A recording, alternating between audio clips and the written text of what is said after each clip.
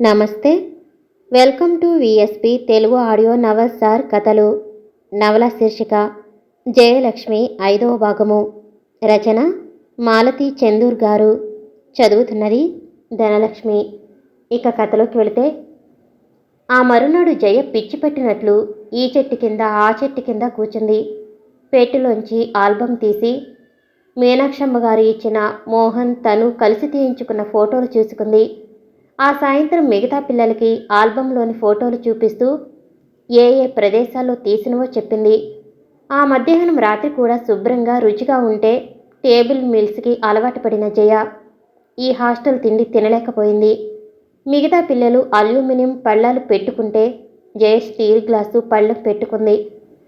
పళ్ళెం ప్రత్యేకంగానే భోజనం అందరిది ఒకటే. ఆ తిండి జయకి సొక్కలేదు. ఆ 3వ రోజు మౌంట్ రోడ్ షాపులోకి వెళ్ళి డ్యూటీలో జాయిన్ అయ్యింది. షాపులో ఉన్నంతసేపు జయకి కొంతలో కొంత బాగుండేది. బిల్లులు రాయటంలో తప్పులు చేసినా తను వచ్చిన పరిసరాలను గురించి మిగతా పిల్లలకు తేలినిచ్చేది కాదు. మీనాక్షమ్మ గారి సాహచర్యంలో ఇంగ్లీషు మాట్లాడటం బాగా నేర్చుకుంది. ఆమె కట్టి విడిచిన చీరలు ఇచ్చినా అవి ఖరీదు గలవి కాబట్టి వయసులో ఉండి అందంగా ఉన్న జయ కట్టుకోవటంలో చూసిన వాళ్ళకి జయ బాగా చదువుకుని కాలక్షేపం కోసం ఉద్యోగం చేస్తున్నది అని అనిపించేదే తప్ప పొట్టకూటికి చేస్తుందని అనుకునేవారు కాదు. నెల్లాళ్ళు గడిచేటప్పటికీ జయని హోంలో ఉంచుకోవటానికి ఇటు సూపరింటు అటు మేట్రన్ ఇద్దరూ తటపటాయించాల్సిన స్థితికి వచ్చింది. ఈ జయ పూర్వపు జయ కాదు. తాను డబ్బిచ్చి ఉంటుందన్న విషయం ప్రతిక్షణం జ్ఞాపకం చేస్తుండేది. ఈ తిండి జంతువులు కూడా తినవు. డబ్బిచ్చిన వాళ్ళకి, తేరగా తినే వాళ్ళకి అందరికీ ఒకటేనా? మా వర్కింగ్ ఉమెన్కి విడిగా పెట్టండి అంది ఆ రోజున మేట్రన్తో కజ్జా వేసుకుని. నిన్న మొన్నటి దాకా నువ్వు ఊరికే తిన్నదానివే, ఆ విషయం మర్చిపోకు అంది మేట్రన్ దూకుడుగానే. అయితే ఇప్పుడు డబ్బిస్తున్నాను కదా. ఈ తిండి, ఈ మనుషులు, చిచ్చి, గతిలేని వాళ్ళు పడి ఉండాలి కానీ నాకేం. రేపటి నుంచి మాలాంటి వాళ్ళకి విడిగా పెట్టండి అంది జయ. అలా వీల్లేదు జయ, నీకు కళ్ళు నెత్తికొచ్చాయి. మహా 1 నెల డబ్బిచ్చి పెద్ద రాణిలాగా కబుర్లు చెప్పకు. పుట్టినప్పటి నుంచి తేరగా తిన్నావు, అది మర్చిపోకు. ఇక్కడ ఇలాగే పెడతాం. నీకు ఇష్టం లేకపోతే మరో చోటికి వెళ్ళిపోవచ్చు. అంతేగాని జంతువులు గింతువులు అంటే పడి ఉండేది లేదు. ఎందుకులే అని ఊరుకుంటుంటే మరీ రెచ్చిపోతున్నావు. అసలు నేనే చెబుతాను సూపరింటుతో నిన్ను ఇక్కడ ఉంచుకునేందుకు వీల్లేదని. చెప్పు, నాకేం నీకు మళ్ళీ గతి లేదనుకున్నావా? నువ్వు చెప్పేదాకా ఎందుకు, నేనే వెళ్ళిపోతాను. వర్కింగ్ ఉమెన్స్ హాస్టల్లో ఉంటాను. ఉండమనే చెబుతున్నది. నీలాంటి మనుషులు మాకు అక్కర్లేదు. నువ్వు రోజు చేస్తున్న ఆగడం తెలీదనుకోకు. మిగతా పిల్లలని నువ్వెంత హీనంగా చూస్తున్నావో సూపరింట్ చూడలేదనుకోకు. నీ దెబ్బలాటలు, అరుపులు ఆమె వినలేదనుకోకు. బెదిరిస్తున్నావా? వింటే విననండి. చేపల బజారులాగా ఎప్పుడు అరుపులు, గోలలు. నా ఇష్టం వచ్చినట్లుంటాను. వీళ్ళెవరు నన్ను అడగటానికి? పౌడర్ రాసుకుంటే తప్పు, మంచి చీర కట్టుకుంటే ఏడుపు, శుభ్రంగా ఉంటే కుళ్ళు. ఇలాంటి వాళ్ళ మధ్య నుంచి ఎప్పుడు బయటపడతానా అని నాకు ఉంది. నేనే సూపరింటికి చెప్పేసి మరో చోటికి వెళ్ళిపోతాను. మీరేం బెదిరించక్కర్లేదు అంది జయ. ప్రతిరోజు జయ మీద కంప్లైంట్స్ వినలేక కృష్ణవేణికి చెవులు చిల్లులు పడుతున్నాయి. పూర్తిగా మారిపోయిన ఈ జయని చూస్తుంటే కృష్ణవేణికి ఒక్కోసారి జాలి, మరోసారి కోపం, విసుగు కలుగుతున్నాయి. హాస్టల్ రూల్స్ ప్రకారం రాత్రి 8 అయ్యేసరికి గేటు లోపలుండాలి. మౌంట్ రోడ్డు నుంచి రావాలి కాబట్టి బస్ దొరకదేమోనని జయకి 9 దాకా పర్మిషన్ ఇచ్చారు.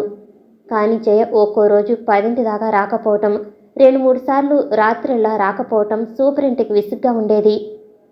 మొదటిసారి రాత్రి రాకుండా మరునాడు ఉదయం జయ హాస్టల్కి వచ్చేసరికి సూపరింట్ గట్టిగా కేకలేసింది. రాత్రంతా ఎక్కడున్నావు? అలా బయట ఉండిపోవటానికి రూల్స్కి వ్యతిరేకం అని నీకు తెలియదా? జయ బదులు చెప్పలేదు. ముద్దులా నిల్చుండిపోయింది. ఎక్కడున్నావు? చెబితే కానీ నిన్ను రూమ్కి వెళ్ళనివ్వను. నాతో పనిచేసే అమ్మాయి ఇంట్లో ఉండిపోయా. పర్మిషన్ తీసుకోవాలని తెలియదా? ముందే ఎందుకు చెప్పలేదు? తన బర్త్డే, ఉండిపోమ్మని ఫోర్స్ చేసింది. ఈసారి ముందు పర్మిషన్ తీసుకుంటాను అంది. ఈ జైలు ఎలా మార్చాలో కృష్ణవేణికి కొరకు పడటం లేదు. కావాలని మేట్రన్తో తగాదాలు, అన్నం దగ్గర, బాత్రూమ్ దగ్గర రోజు తగాదాలు. తన పౌడర్ ఎవరో రాసుకున్నారని, తన టవల్తో ఎవరో తుడుచుకున్నారని. ఆరేసిన చీర ఎత్తుకుపోయారని ఇలా ఏదో ఒక విషయానికి దెబ్బలాడుతుండేది. ఒక్కోసారి జయ కారణం లేకుండా దెబ్బలాడినా మిగతా వేళల్లో కొందరమ్మాయిలు జయని ఏడిపించాలనే పౌడర్లు అది ఎత్తుకుపోతున్నారని మేట్రన్కి తెలుసు. అన్నిటికంటే జయ బయట నుంచి వస్తూ టిఫిన్ పొట్లాలు చాటుకుండా తెచ్చుకుని తింటాం. రాత్రి 12 ఇంగ్లీషు నవల్స్ చదువుకుంటూ పడుకోవటం మేట్రన్ సహించలేకపోయింది. 9 అయ్యేటప్పటికీ రూమ్స్లోని దీపాలు ఆర్పేయాలన్న రూమ్ని కావాలని అతిక్రమించేది జయ. జయకి ఒకసారి 2 సార్లు వార్నింగ్ ఇచ్చింది సూపరెంట్. మూడోసారి కూడా రాత్రి చెప్పకుండా బయట ఉండిపోయేసరికి సూపరెంట్ హాస్టల్ ఖాళీ చేసి వెళ్ళిపోమంది. నిజానికి ఆ పిల్లని అలా పంపించడం కృష్ణవేణికి ఇష్టం లేదు. కానీ జయ ప్రభావం వల్ల మిగతా పిల్లల్లో డిసిప్లిన్ తగ్గిపోతుందనే భయం చేత ఆమె కఠినంగా ప్రవర్తించింది. జయ తమ గిఫ్ట్ షాపులో పనిచేస్తున్న మరో సేల్స్ గర్ల్తో కలిసి ఉంటానని, వారింట్లో పేయింగ్ గెస్ట్గా ఉంటానని హాస్టల్ ఖాళీ చేసి వెళ్ళిపోయింది. హాస్టల్ ఖాళీ చేసి వెళ్ళిపోయాక జయ కబురు 6 నెలల దాకా ఎవరికీ తెలియలేదు. ఒక రోజున గిఫ్ట్ షాప్ నుంచి రీడైరెక్టర్ అయిన ఫారెన్ కబరు విజిలెన్స్ హోమ్కి వచ్చింది. పోస్టులో వచ్చిన టపా చూస్తున్నప్పుడు జయ పేరు ఉన్న కవరు షాపు వాళ్ళు రీడైరెక్ట్ చేస్తూ ఈ అడ్రస్కి పంపటంతో సూపరింటికి జయ ఏమైంది, అక్కడ లేదా అన్న ఆలోచనలు కలిగాయి. ఆ కవరు పక్కగా ఉంచి ఆ సాయంత్రం 4:30కి కాస్త తీరిక చిక్కటంతో అసిస్టెంట్ సత్యవతిని గిఫ్ట్ షాప్కి ఫోన్ చేయమంది. కనెక్షన్ వచ్చాక మీ సేల్స్ గర్ల్ జయతో మాట్లాడాలి, కొంచెం పిలుస్తారా అంది కృష్ణవేణి తనెవరో చెబుతూ.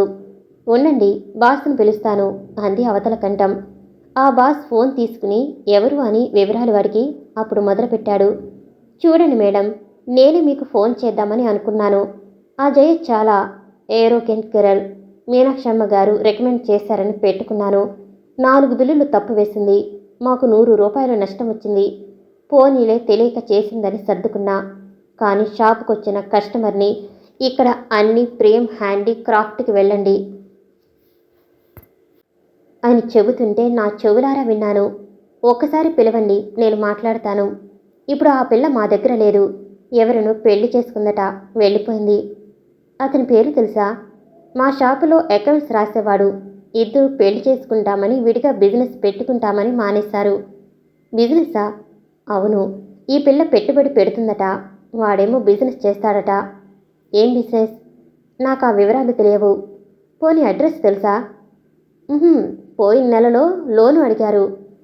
పెళ్ళని ఇవ్వనన్నాను, దెబ్బలాడి మానేస్తామన్నారు. నిక్షేపంగా వెళ్ళమని సాగనంపేశాను. నేను మంచివాడిని కాబట్టి ఊరుకున్నాను. ఇంకొకళ్ళైతే డ్యామేజెస్ వసూలు చేసేవారు. 2 పోర్సిలైన్ బొమ్మలు విరగొట్టింది, బిల్లులు తప్పేసింది. ఆగకుండా చెప్పుకుపోయే అతని వాక్ ప్రవాహాన్ని కట్టేయడానికి 2 మాటలు ముక్తసరిగా చెప్పి ఫోన్ పెట్టేసింది కృష్ణవేణి. ఆ ఉత్తరాన్ని డ్రాయర్లో పడేసింది. జయ పెళ్లి చేసుకుందా? ఇన్నేళ్లు పెంచిన తమకి చెప్పకుండా పెళ్లి చేసుకుందా? మీనాక్షమ్మ గారు బ్యాంకులో వేసిన 1000 రూపాయలు ఖర్చు పెట్టేసి ఉంటుందా? ఎలా బతుకుతుంది? ఇద్దరికీ ఉద్యోగం లేదంటున్నారు. అసిస్టెంట్ సత్యవతికి, సోషల్ వర్కర్ అంబుజానికి ఈ విషయం చెప్పి జయ ఎక్కడైనా కనబడితే తీసుకురమ్మనమంది కృష్ణవేణి. ఆమెకెందుకో జయ జీవితం సాఫీగా హాయిగా నడుస్తుందన్న నమ్మకం కలగలేదు. అందంగా ఉండి వయసులో ఉన్న ఆడపిల్లలని, అందులో 4 డబ్బులున్న ఒంటరి ఆడపిల్లని పడగొట్టడం చాలా సులభం. జయని అలా ఎవరైనా పడగొట్టి ఉంటారా? లేక అతను నిజంగా పెళ్లి చేసుకుని ఉన్నాడా? జయని బలవంత పెట్టేనా ఆనాడు ఫోర్మ్యాన్కి ఇచ్చి పెళ్లి చేసి ఉండాల్సింది. ఇన్ని కబుర్లు చెప్పి జయని అందలం ఎక్కిస్తానన్న మీనాక్షమ్మ గారు జయ తనకి కన్నబిడ్డ లాంటిది అన్న ఆవిడ జయని అలా మధ్యలో వదిలి వెళ్ళిపోయింది. జయ ఒక్కసారి కొండమించి తోసేయబడినట్లు అయిపోయింది. తను పొరపాటు చేసింది. ఆనాడు మీనాక్షమ్మ గారింటికి పనికి పంపకుండా ఉండి ఉంటే జై కూడా అందరి పిల్లల్లాగే ఏ సామాన్యమైన ఉద్యోగమో చేసుకుని తనకు తగిన వాడిని పెళ్లి చేసుకుని స్థిమితపడి ఉండేది. భోగభాగ్యాలు ఒక 2 ఏళ్ల పాటు రుచి చూసిన జయ మళ్ళీ మామూలుకి రాలేకపోతుంది. ఆ రాత్రి కృష్ణవేణి చాలాసేపు జయని గురించి ఆలోచించింది. ఆ తర్వాత 6 నెలల పాటు జయ విషయాలు ఎవరికీ తెలియలేదు. నెలకోసారి అమెరికా నుంచి ఉత్తరాలు మట్టుకు వస్తుండేవి. అవి మీనాక్షమ్మ గారు రాసినవి కృష్ణవేణికి తెలుసు. ప్రతి నెల రీడైరెక్ట్ అయ్యి ఉత్తరం రావటం, అది కృష్ణవేణి టేబుల్ సొరుగులోకి వెళ్ళిపోవటం అలవాటైపోయింది. ఇన్నాళ్ళకి ఏడాది అనంతరం జయని అంబుజం చూసింది.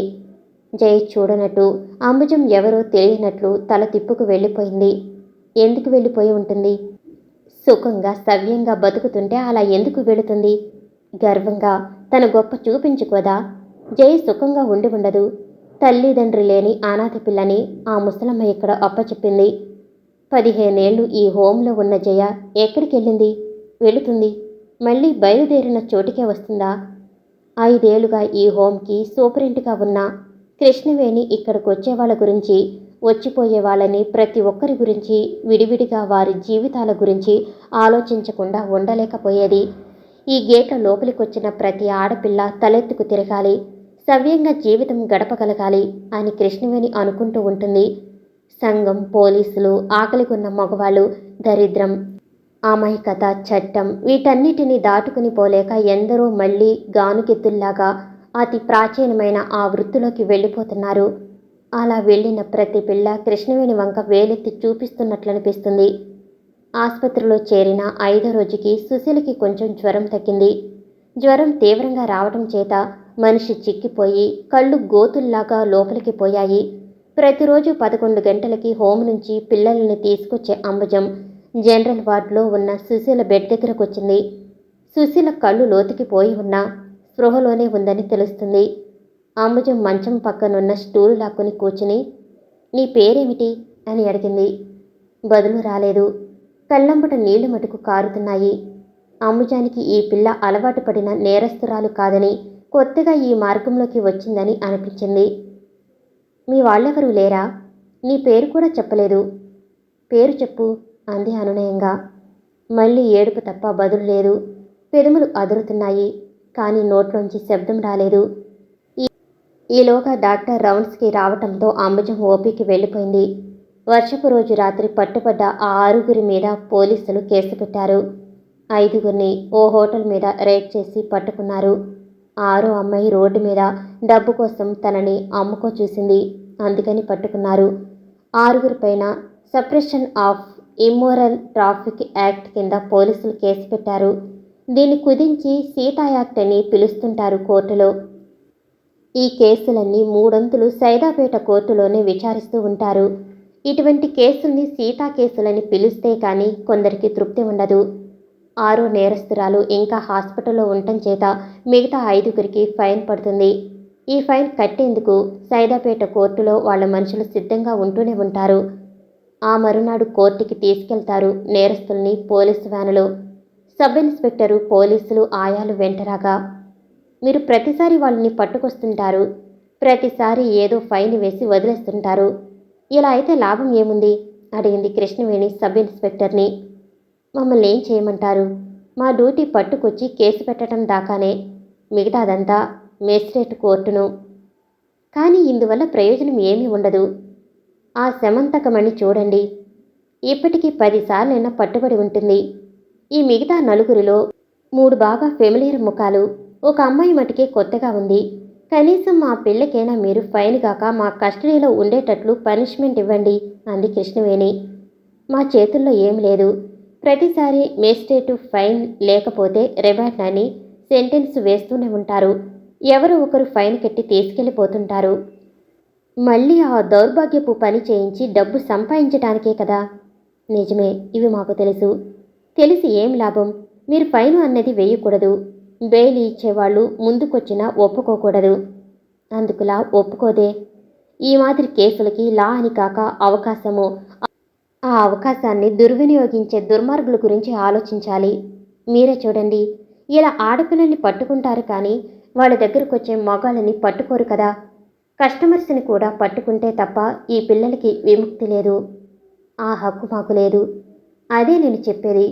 లంచం పుచ్చుకునే వాడిని, ఇచ్చేవాడిని ఇద్దరిని శిక్షిస్తారు. బ్లాక్లో వస్తువులు అమ్మేవాళ్ళని, కొనేవాళ్ళని, దొంగ సరుకులని కొనేవాళ్ళని, అమ్మేవాళ్ళని ఇద్దరిని శిక్షిస్తారు.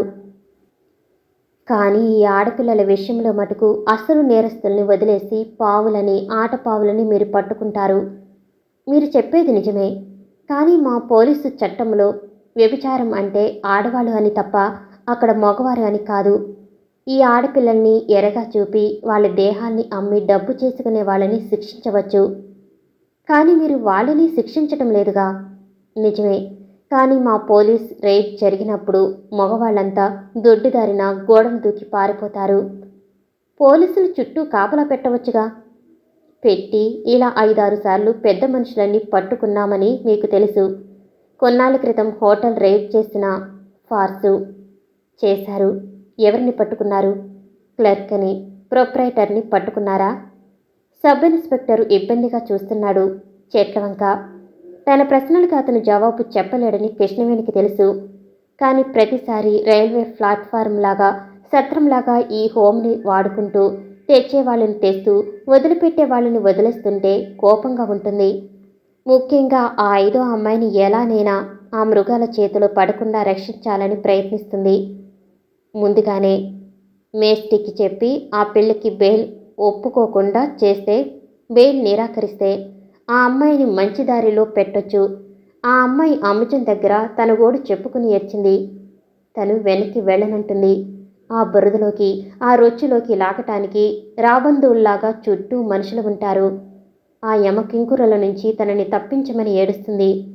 వేట కుక్కల్లాంటి ఆ హోటల్ మనుషుల బారి నుంచి కాపాడమని ఏడుస్తుంది. లక్ష్మి అంబుజం దగ్గర చెప్పుకున్నదంతా సినిమా కథ ఏమోనని కృష్ణవేణికి మొదట్లో కాస్త అనుమానం కలిగింది. కొందరు పిల్లలు సానుభూతి కోసం చక్కని సినిమా కథలు చెబుతుంటారు. అవి నమ్మి అనేకసార్లు తను నవ్వుల పాలైంది.